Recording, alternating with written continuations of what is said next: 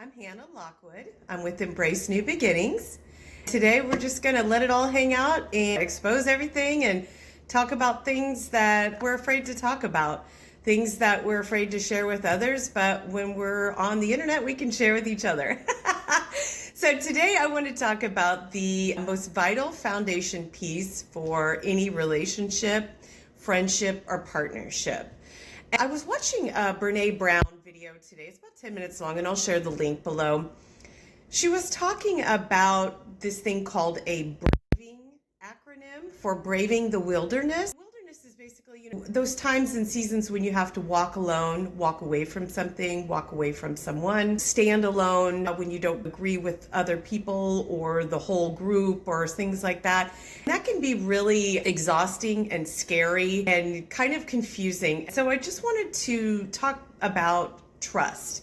And trust is really important in establishing, developing, and maintaining any relationship, friendship, or partnership you'll ever embark upon in your entire life. And the braving acronym goes like this: BRAVING. B for boundaries.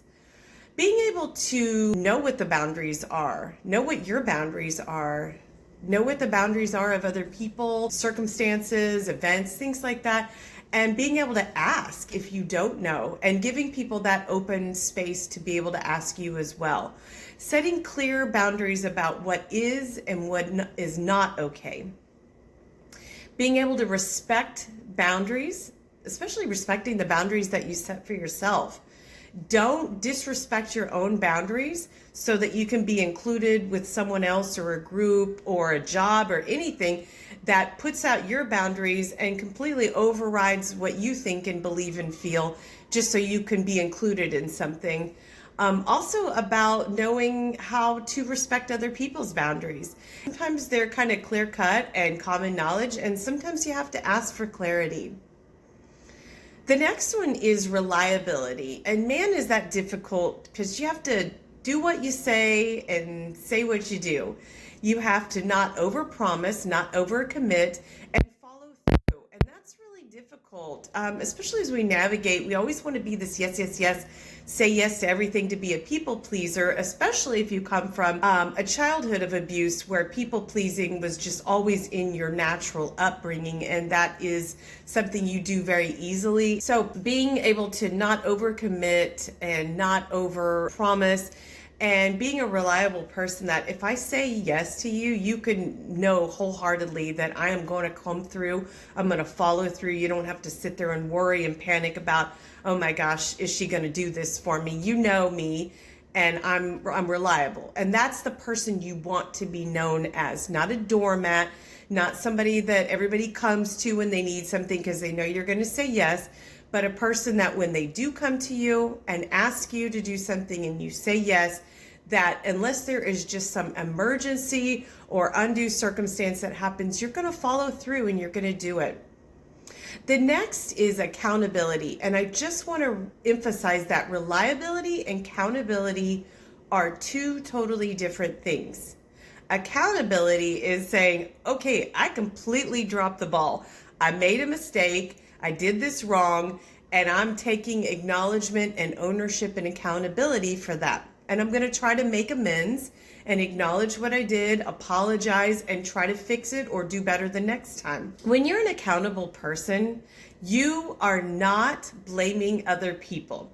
It doesn't even matter if A, B, and C did this and now that caused me to do this. You just stop and say, you know what? I failed you. I failed in this moment. I am not a failure, but I made a mistake. I did something wrong. Sometimes it's intentional. Most of the time it's unconscious. It's like you don't know you're doing it. It's completely, man, I accidentally did this. And that's okay. But you don't back channel trying to say, well, if they wouldn't have done this and that wouldn't have led to that, then, because then you're just gaslighting, trying to throw everything off of you. That's not a good look. It really isn't. It's just not a good look. But also people are always going to think, oh, well, this person never takes ownership, whether they made the mistake intentionally or it was an accident. That makes you look like you are always on the defensive and that you're insecure. That part. The next one in our 7 elements of trust in the Braving acronym is what's called the vault. Vault. What do we keep in a vault? We keep things hidden, secret, secured. So being a person who can take delicate, sensitive information that other people reveal to you and keep it secret. You do not go back out and gossip and reveal that to other people and make known all of their hidden mistakes or insecurities or vulnerabilities or trauma that's going on in their life. When you do that, people, you may not be ever telling stuff about that person you're telling stuff to, but in the back of their mind, they're thinking, oh my gosh, if this person is telling all this stuff about all the other people they know, what are they saying about me when they're not around me? And that is horrible. People will distrust you so fast, and they will put you in this category of exclusion, not being trustworthy. I guarantee you, if you are a gossip, eventually it's going to come around to bite you in the ass. I can always promise you that. Somehow, some way, it's going to come back and bite you in the tail. Integrity is the next one. This is about deciding to choose what is right and doing what is right at all times. Whether the group is going in this direction and you know that's wrong, so you're going to go in that direction, or I could take part in this and nobody would ever know, but I know that's not right. So you say, you know what, I'm not going to do this, even though, hey, maybe it would financially benefit me, or it might benefit my career promotion, but I'm going to do it this way because I know this is the right way to do it. I'm doing that because this is my integrity and my character and my reputation are all that I have. If everything is stripped away, they can't strip this away from me if I make the right decisions. If I do what is right at the right time, in the right way at all times, you're always right. There's just no way around that. So, have I done that in the past? Yes. And I'll tell you what, I have had to spend so much time in repentance to purge that out and to really work on changing who I was. I mean, that was me and my younger former self, and I'm not like that anymore, but it is gut-wrenching to think about the person I used to be versus the person I am now. And I have so much integrity, and I know people can trust me, and I know that I don't even have to worry about establishing that trust because my actions will speak louder than my words. The next is non-judgment. I don't mean non-judgment as in accepting anything from anyone. We have all got our own morals and ethics and things like that. It's still holding on to that. But this is saying if someone comes to me and asks for help or asks for clarity or needs more details about why I did something the way I did it, that they have that open space of non-judgment to come do that. I'm not going to criticize them. I'm not going to gaslight them. I'm not going to judge them for that. And also having that own same place for me to be able to come in and ask someone that. And I'll just let you know, if that place and space is not intact for me to feel comfortable to do that with someone else, or vice versa, for them to come do that with me, there is something off balance there. That usually means that there is something hidden, or there's a lot of insecurities, or there's jealousy, or any of those kind of weird things that would make that judgmental space, that critical space. Because, also it could just be I'm a broken, wounded little bird with a broken wing and haven't done the hard work of the internal work and internal healing journey that I need to take from all my past crap. And that could be what is standing in my way. And the more times when I've been really judgmental and critical are often the times when I feel the most insecure and feel at my worst and don't feel confident and living in regret. I think as we remove those through inner work and really trying to change and transform who we are to be better and better and to be more healthy, healed, and whole, that judgment aspect kind of subsides on its own.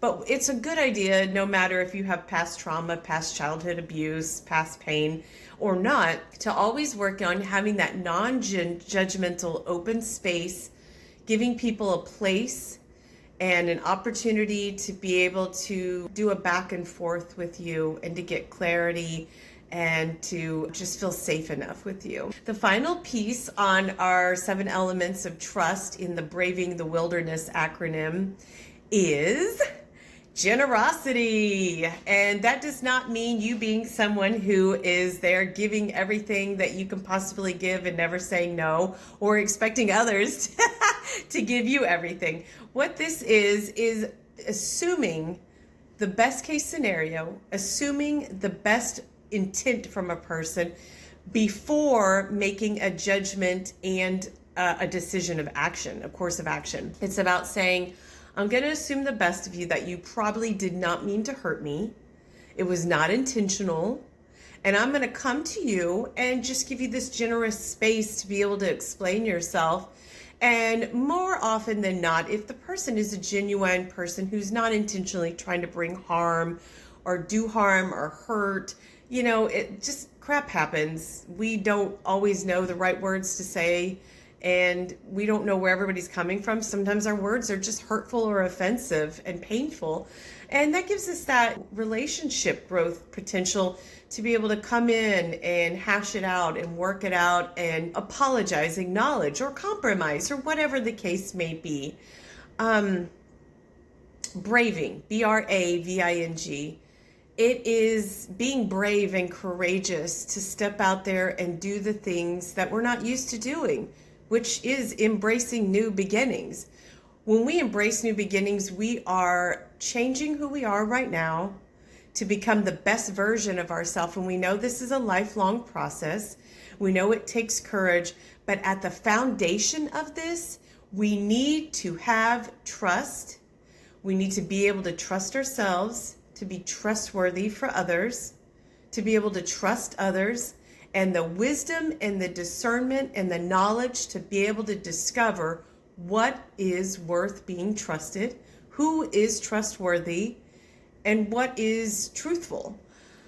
So there's a quote that talks about you're free when you belong nowhere. And when you belong nowhere, there's a lot of suffering, but in that suffering bursts of freedom to belong everywhere.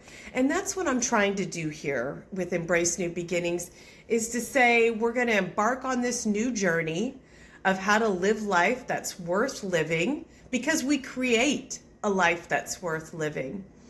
We are inspiring growth, embracing change, which is always inevitable, and we're connecting community. We are doing life together, but at our foundation, we have to be trustworthy and to be able to trust.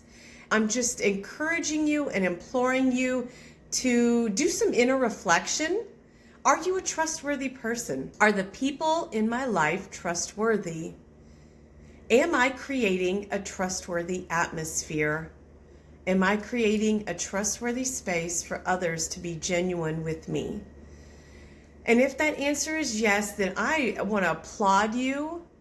And if the answer is no, I still want to applaud you, because you're here right now getting ready to embark on a new journey of being a trustworthy person and seeking out trustworthy resources and people. So as we come together today, embracing change, positive change, change that makes us better and improves every part of our life, I want to say that let's do this together. Let's connect together. Let's be a community of people who are embracing new beginnings with courage and strength and connectivity. I hope that this has helped you, and I look forward to more videos and Q&As and blog postings and anything and everything that can help us do life together and do it more abundantly. I hope you have a wonderful rest of your day. Take care.